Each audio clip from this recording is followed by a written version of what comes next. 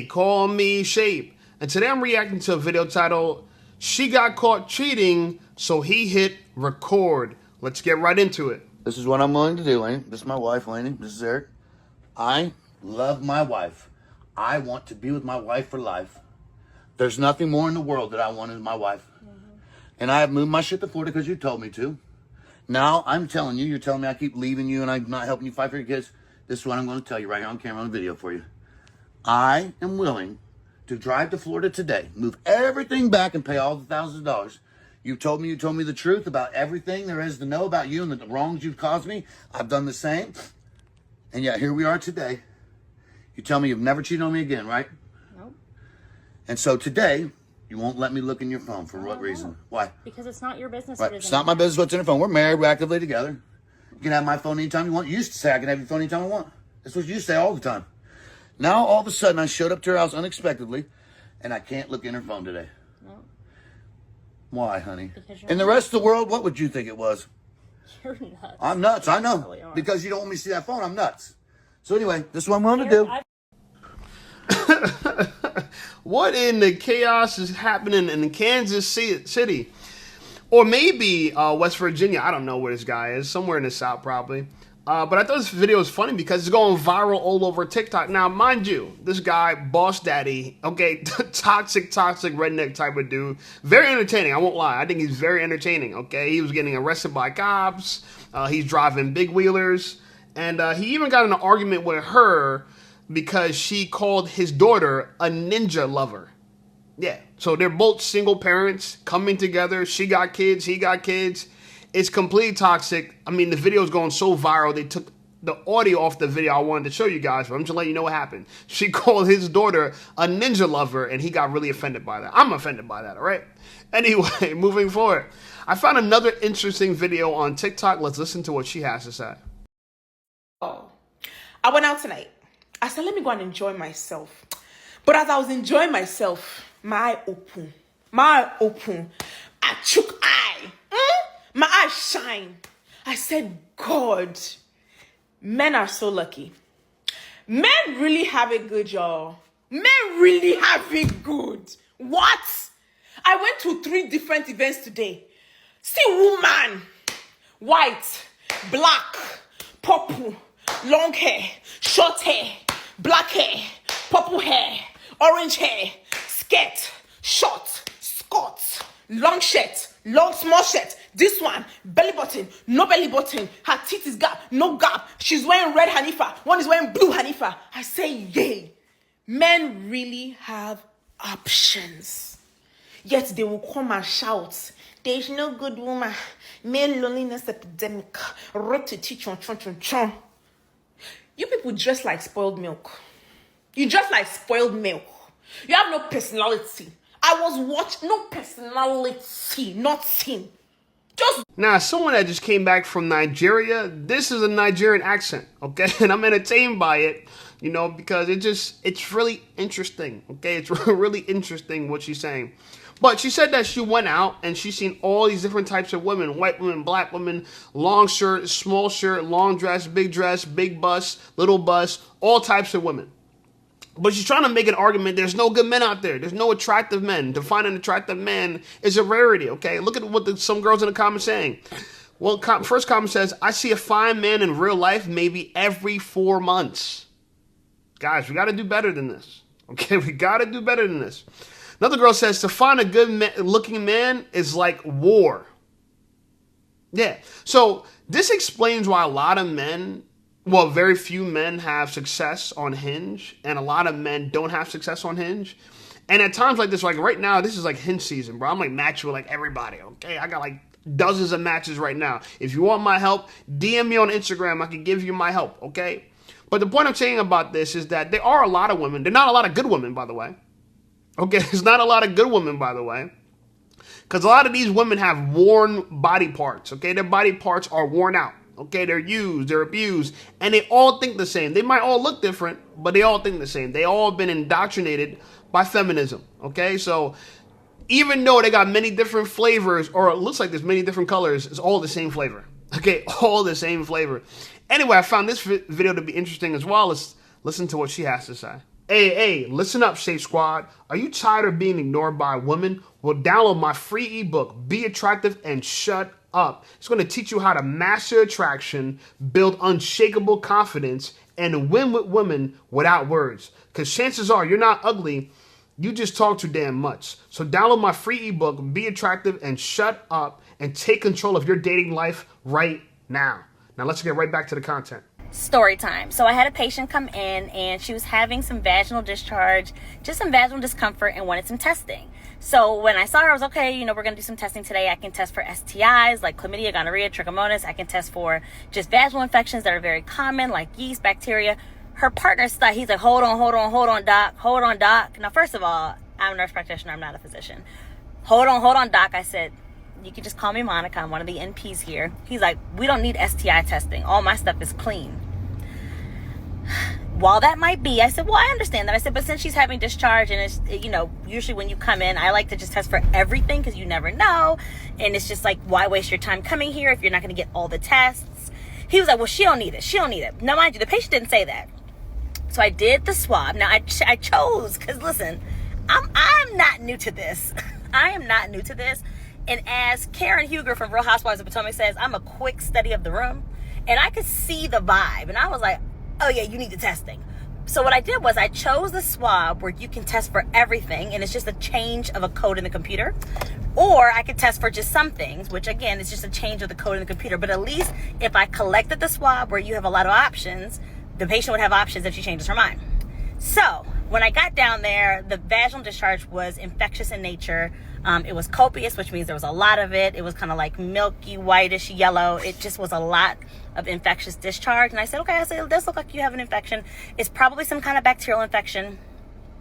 Would you like me to go ahead and just run this swab for everything since you're here? And the patient was like, yeah, absolutely. I think I should just do everything. She was also having some urinary symptoms, so we did a urine too. The partner, once again, was like, listen, I already told you we don't need STI testing. And I said, I understand that, but it's up to the patient. And your partner has told me, my patient, I said, she says she wants everything, so let's just go ahead and do everything.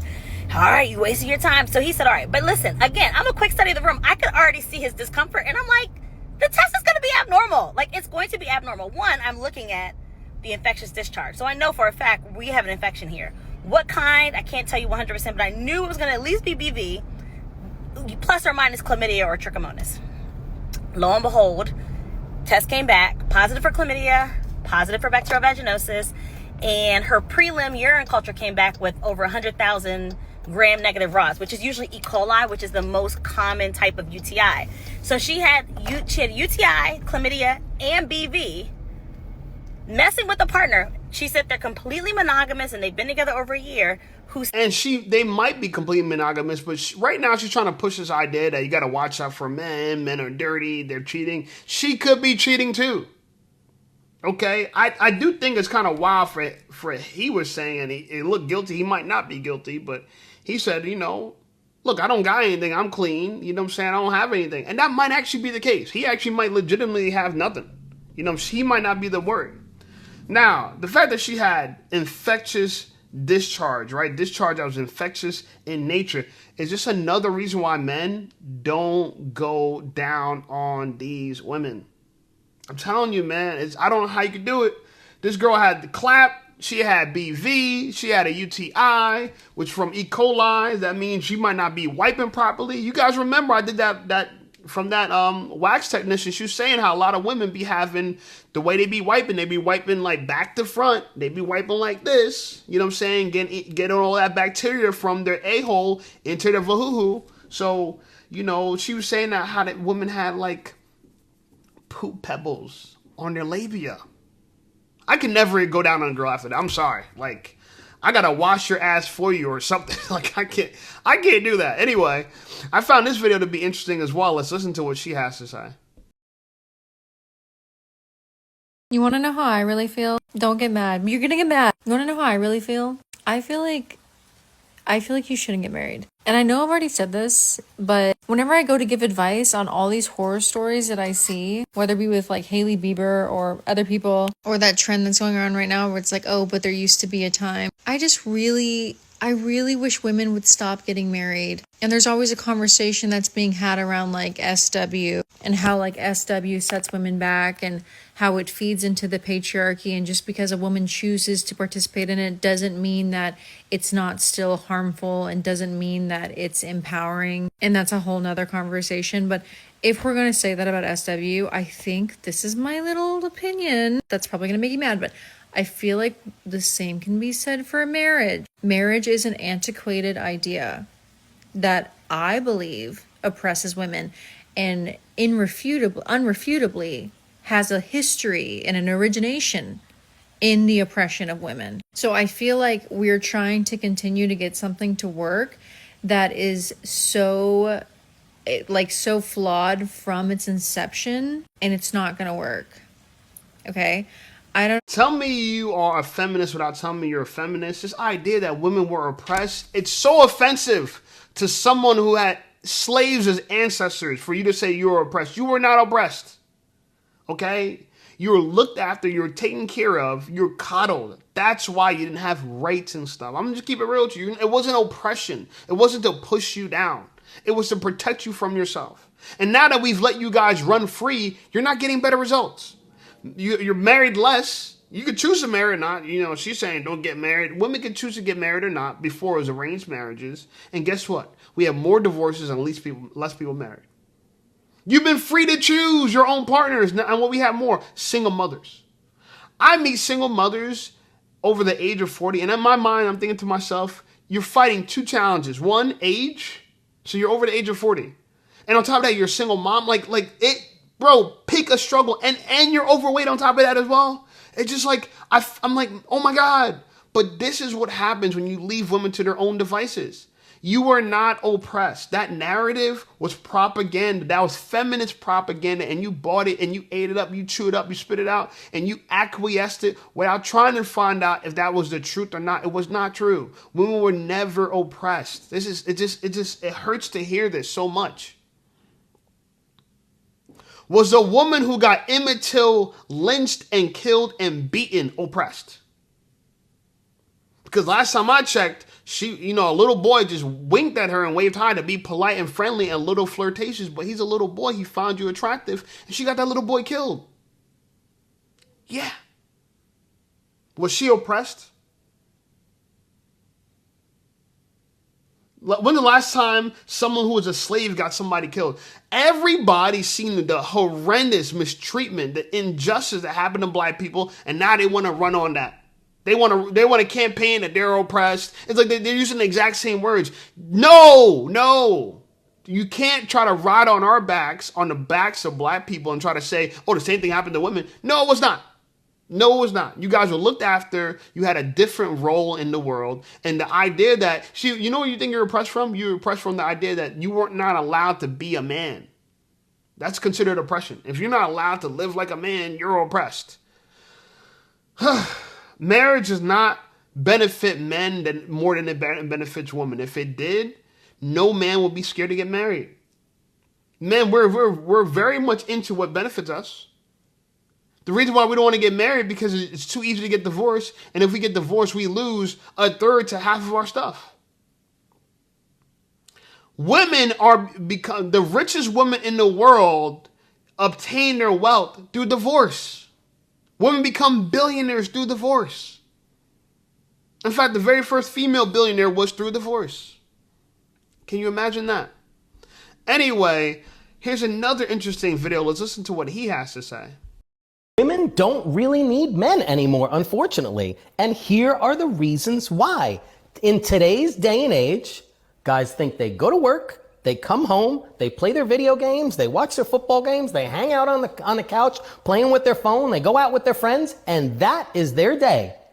What do women bring to the table? They take care of the house, everything looks great, take care of the kids. Hey, by the way, are we going to the parent-teacher conference? No, mom's going. Hey, did you schedule that doctor's appointment? Mom's got it. Guys, we've got to bring more to the table. If you want to feel needed and wanted by women these days, do everything like they do. Match their energy. Do you want to know the major theme that I'm seeing in the divorce industry as a divorce lawyer as I do consults these days? I am seeing working moms doing it all. And I'm seeing the husbands step back and say, I don't got to do a thing.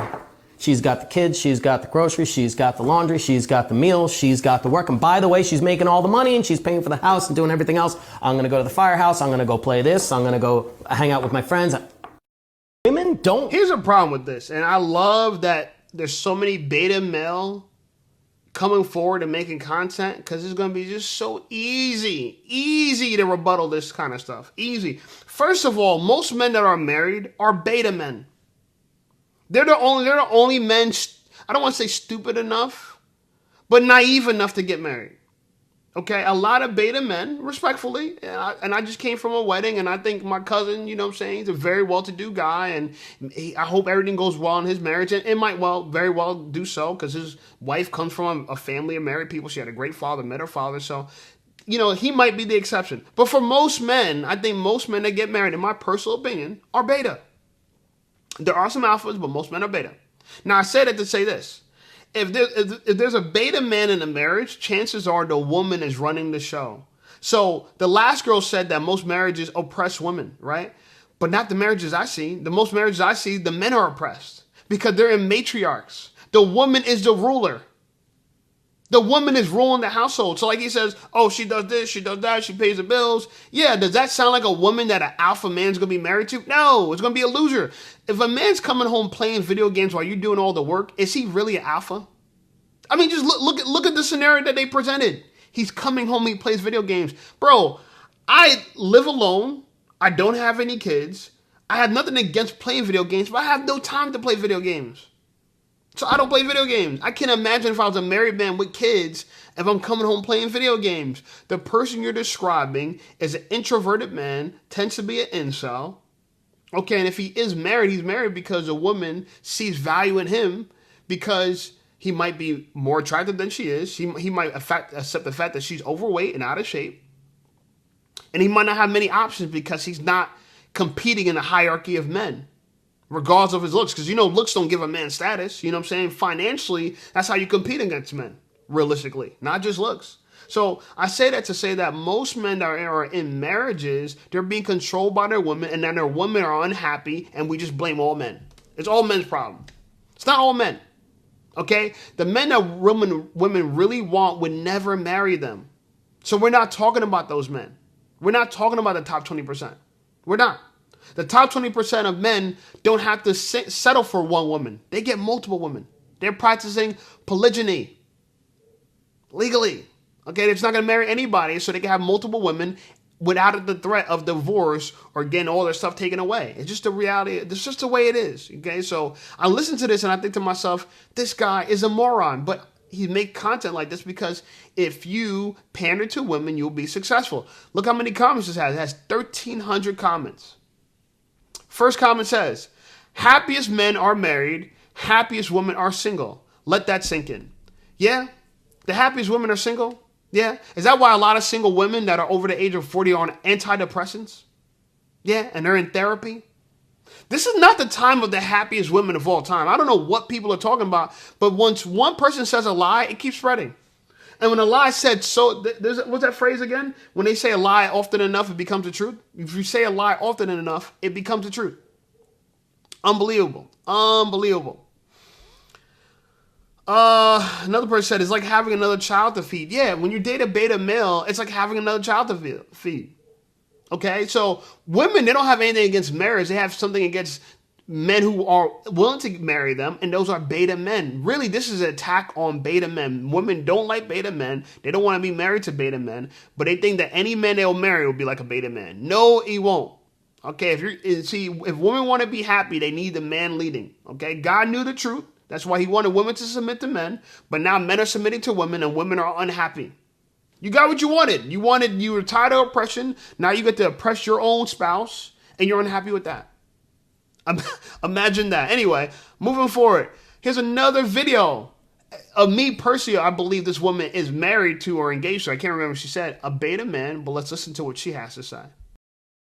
Boring Bae. That is the nickname that I had for my now fiance when we started dating. And I didn't reveal this to him until about 2 years ago. And we've been together 6 years. It was a quirky little funny name. So I thought, in hindsight, I realized it was a trauma response that I had for him because I felt like he was impressed about me enough. He wasn't moving fast enough. We went on our third date. He still hadn't kissed me.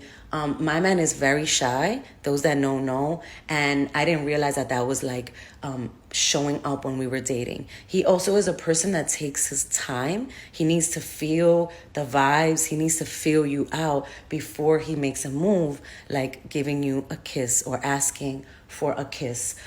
We would speak on FaceTime and he would just be like staring off into his computer because he was always working. And I just didn't feel he was pressed enough, right? He was calling me. If he said he was going to pick me up at a certain time, he did. If he said, would you like to go on a date on a certain date and time, the date was set up. I didn't have to do anything. It was my trauma response, right? And I remember speaking to a couple of my friends like, oh my God, ha ha ha, boring bae. Oh my God, he hasn't even kissed me yet. And one of my friends is like, what? He sounds like normal bae, right? Maybe you're the one that's too traumatized to like receive that level of normal love because you were used to so much toxicity.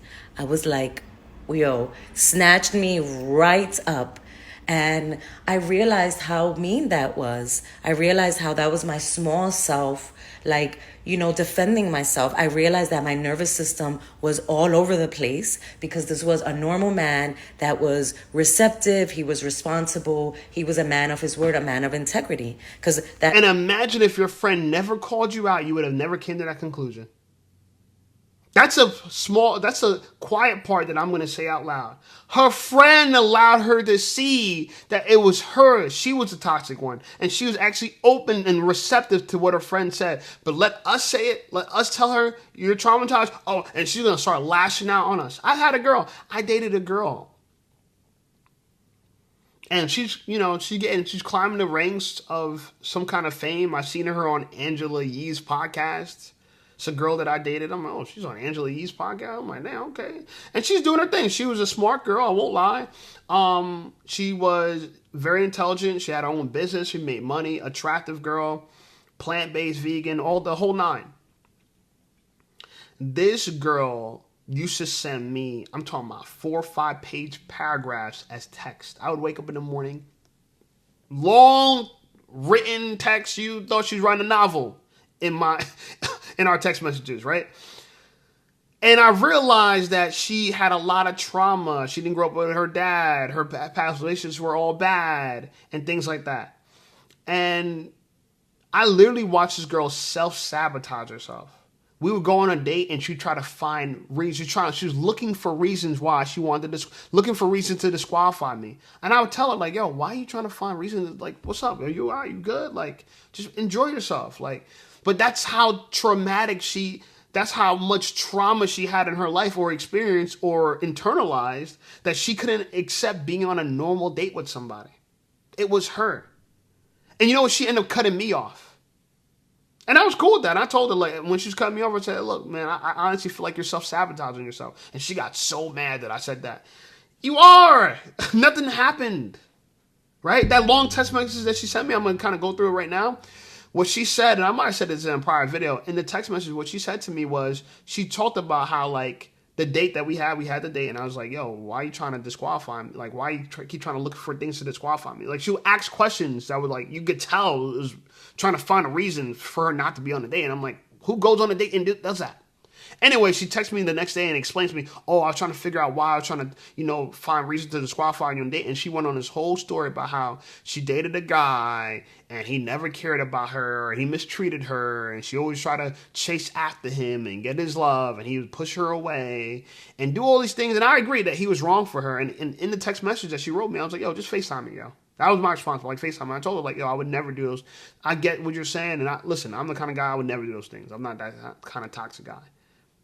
Did you think she was happy about that? No, she actually got mad at me and attacked me and tried to argue with me. I'm like, you're arguing with me because I agree with you that he treated you wrong? Like, but you can never come between a woman and her trauma.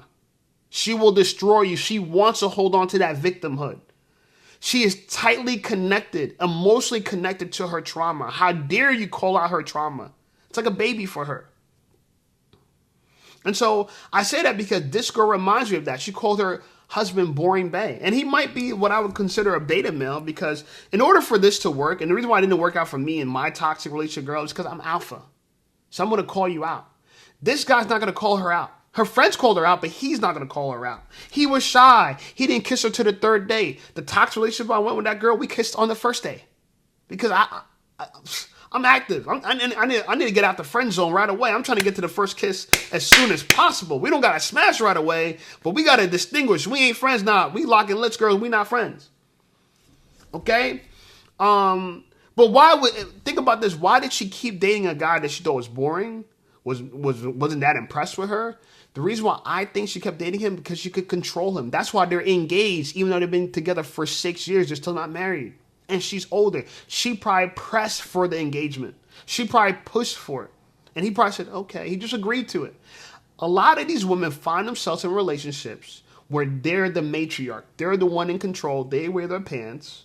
And their guy is shy and timid. He needs to feel the vibe. He's quiet. He's soft-spoken. There's a lot of married men like that. Know why? Because women could run circles and laps around them. And she'll never be comfortable with a man that she can't control. Anyway, like the video, subscribe to the channel. Channel blowing up. I appreciate you guys. Check out some of my other videos. And I'll see y'all over there.